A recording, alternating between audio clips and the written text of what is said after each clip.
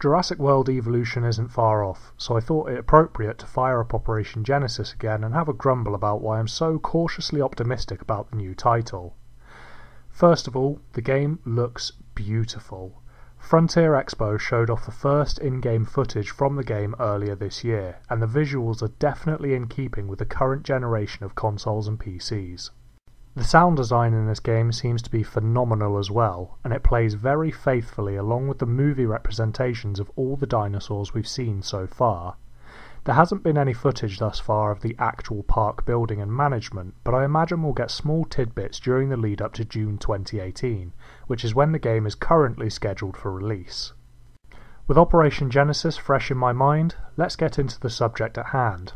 Why I'm worried about Jurassic World Evolution. Jurassic World Evolution, hereby referred to as JWE, has been advertised as having three paths of park creation. These are entertainment, science, and security. Straight away this gives the impression of more depth to the game. Frontier are also the developers of Elite Dangerous, which has a similar system in place, namely the rankings of exploration, combat, and trading. I think JWE is going to work in a similar way, as using a system from a pre-existing game is going to be cheaper than building a new one from the ground up. I don't think it's going to be a linear choice from the beginning, but a series of choices you make throughout your park's development, adding to your prowess in these three categories. This would be an interesting shift in dynamic, as Jurassic Park Operation Genesis, JPOG for short, was very one-dimensional in the park creation. Don't get me wrong, there was a lot of freedom in what you could create, but you were essentially playing the game for one reason: to make InGen rich. This is still going to be a very business-oriented game, but I feel there will be some sort of mentor-based system in place where three characters will represent each of the categories and help you achieve a high rank in each. I'd see it as John Hammond or Simon Masrani in entertainment, Dr. Henry Wu or Dr. Ellie Sattler in science, and Vic Hoskins in security. I'd be more inclined to think the new characters would play more of a role than the old ones, as the new films are both paying homage to the originals whilst also trying to distance themselves from them to make their own name. I think this system of having three categories could work very well, and since we have heard that the game will be played over all 5 islands InGen bought, there is definitely room to do all 3 simultaneously. On the subject of the 5 islands, this could be a great opportunity to add a multiplayer aspect. Maybe you and 4 friends could each manage an island to work towards the same goal, or you could play against each other to see who is more successful. The other thing I would really love to see is the move to breeding dinosaurs from the sea and skies. In JPOG you could only breed land-based dinosaurs, so moving into the other 2 environments would add huge appeal to me and many others. The possibilities here are endless, and I'm excited to see what happens with this. At the moment, most of what we're hearing is pure speculation, but it should be interesting to see what Frontier gives us in the coming months.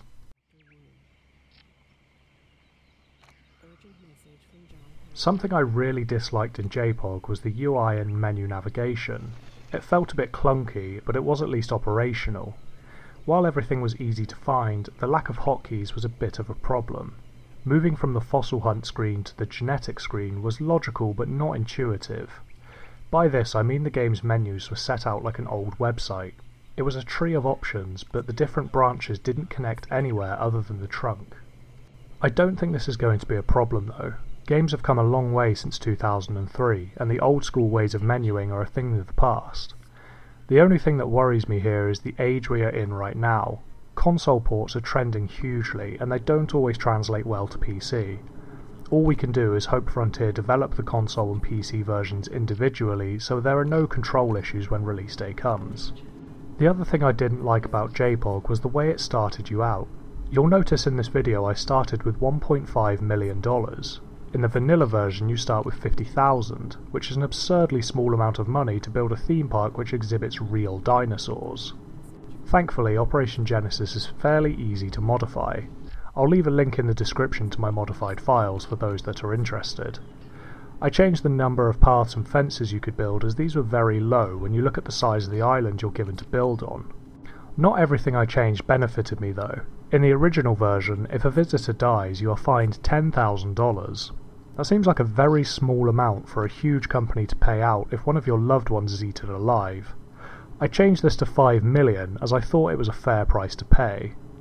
So with all that said, I think the following changes need to happen.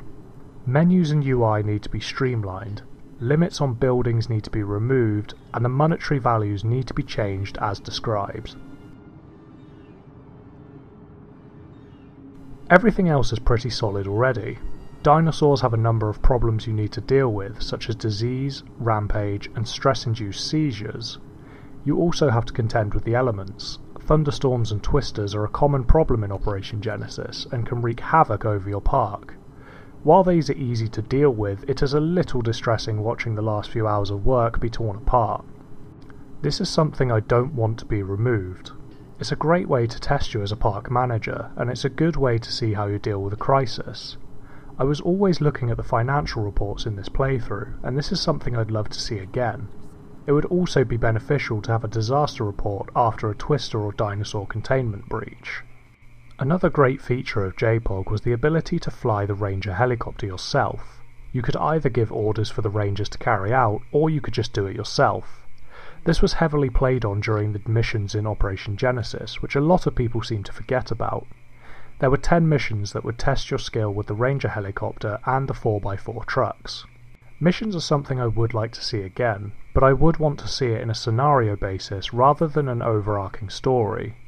I'm not entirely confident that a storyline would work well in this type of game, because in the end it is a business simulator. Once you completed the missions in JPOG, you unlocked a mode called Site B, where you could just make a bunch of dinosaurs and watch them live out their lives without fences. It's an interesting if shallow feature, but I think Site B could make a return. I mentioned earlier that multiplayer could be a possible feature for JWE, but this comes with a condition. You cannot have loot boxes or bonuses that can be paid for. It has to be based on the player's ability to make money and research different features for the park, rather than having the person with the biggest bank account winning outright. Multiplayer has such a bad reputation right now, because rather than being an additional feature to be played after the single player mode, it's now just a money printer. My major issue with video games today can be summed up in 2 words: microtransactions. This is the main reason I'm so worried. A game like this has the potential to be infected by the microtransaction cancer that is plaguing the games industry, and it's definitely not something I want for the franchise. DLC I can deal with, as long as it is a meaningful expansion that wasn't conceived months before release day. I don't want an incomplete game to be sold to me in pieces. I want a finished product that can be expanded upon with additional content. The major worry with the microtransaction culture is that a lot of Operation Genesis was spent waiting. You had to wait for fossil digs, you had to wait for extraction, you had to wait for research. Mobile games have taken advantage of people's lack of patience, and they charge you real money to skip the wait period. I really hope that this isn't something that leaks into the game, because people will pay for it, and it just reinforces this unacceptable behaviour. Going back to Elite Dangerous, Frontier have already delved into the territory of microtransactions. With the release of Horizons, a feature called Hollow Me was added. This allowed players to customize their commanders, but to a very limited degree. Around 70% of the cosmetics, such as clothing, are behind separate paywalls. It doesn't seem like a lot of money when you look at it individually, but it all adds up. An ex-EA employee said in an interview that it doesn't matter what players want, it only matters what they will pay for. If you have any sense, this should terrify you. If other developers see EA doing this and getting away with it, and they already are, they may be inclined to follow suit. Rather than using their influence over gamers to enhance the general experience, they will use it to exploit people like you and me. I'm worried about the games industry as a whole, but Frontier are starting to exhibit symptoms of EA's greed, and I don't like it. The problem isn't so much with the companies, but the consumers. You hear time and time again people saying, vote with your wallets, but nobody ever heeds the advice. Marketing departments are very good at what they do. They generate hype and cause people to pre-order. The point of pre-ordering 10 years ago was so that you definitely had a copy reserved when the game was released, due to the fact that hard copies would be limited at your local game shop. Now most, if not all, games are released in digital form, so there is never going to be a shortage. You do not need to pre-order if there is an unlimited supply of the thing you are buying. Pre-ordering is an extremely bad practice, and I'll explain why. Imagine you're a carpenter and someone has asked you to make them a table. They have a very specific design in mind, and you tell them it's probably going to take 6 months to make this table to their specifications. They agree, and in 6 months the table isn't finished. You tell them you need another month to get it to the standard they want. They are unhappy but agree to give you the extra time. After the month is up, you give them the table and they pay you the correct amount. Everyone's happy. Now imagine they paid you at the point they asked you to build the table. You already have that money, so where is the incentive to finish the project on time? Sure, you may not want to tarnish your reputation, but now upscale it to the size of the games industry. You have a year to make a game, but you've already been paid for the work you haven't done. Developers such as EA already have your money. They no longer care about you or the product. The investment has already come back. When it comes to release day, they release that product as it is on the day. If it's unfinished, who cares?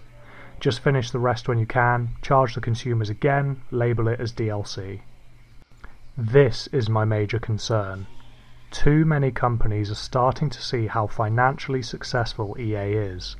Even if they are voted the worst company of the year 3 times consecutively, it doesn't matter, because it's all about one thing: money. I am very cynical, and I do tend to see the worst in any given situation, but you must understand my worry for this game. There have been very few games that I've been looking forward to recently due to this rising trend of microtransactions and profit over content. JWE is a game that I am cautiously optimistic about because Frontier has a decent history, but I am worried they're going to start on that slippery slope that EA is currently at the bottom of.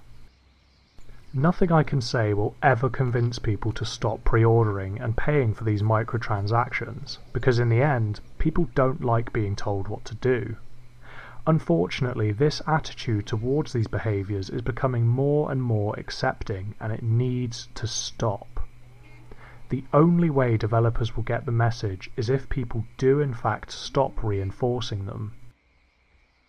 Jurassic World Evolution has so much potential to be great, but it also has the potential to cause further damage to an already crippled market. The industry is booming because they still have people buying into their immoral business models. It will take a brave few to stop this practice continuing, and I really hope that Frontier is one of those developers that says no to microtransactions and no to DLC that was clearly meant to be in the game from the beginning. Playing Operation Genesis again reminded me of a simpler time. Before, all gaming platforms had to be online all of the time, and developers could just fix the mistakes later and push the product out to get those day one sales. I really hope that Frontier sees the potential in what they have, and I really hope they don't ruin what is a fondly remembered game for me. Just before I finish, I want to say that I've been referring to EA as a developer because that's what they used to be. They're now a publisher. A publisher has a very different role to a developer. A developer makes the game, a publisher is the one that pays for it and releases it. They're the ones that get the bigger cut in the end. I just wanted to add this bit in to halt any confusion that may have been caused by me referring to EA as a developer rather than a publisher. If you liked this video and feel it deserves it, give it a thumbs up, leave your thoughts in the comments below and share with your friends. If you have the time, check out some of my other videos. I upload weekly reviews and essays like this one, so if you enjoyed the video, check out one of my playlists and don't forget to subscribe if you haven't already. I've been Lenning of Quite British, and I'll see you next time.